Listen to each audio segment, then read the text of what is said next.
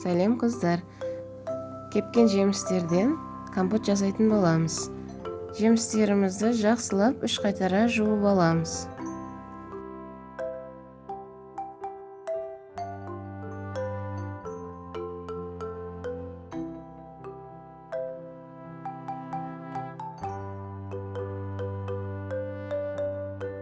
Bir жарым литр суымызды құйып, 150 грамм қантымызды қосып, газға қайнатуға қоямыз.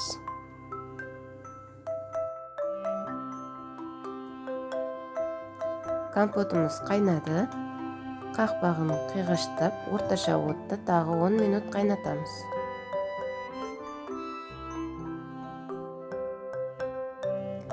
Компотымыз дайын болды.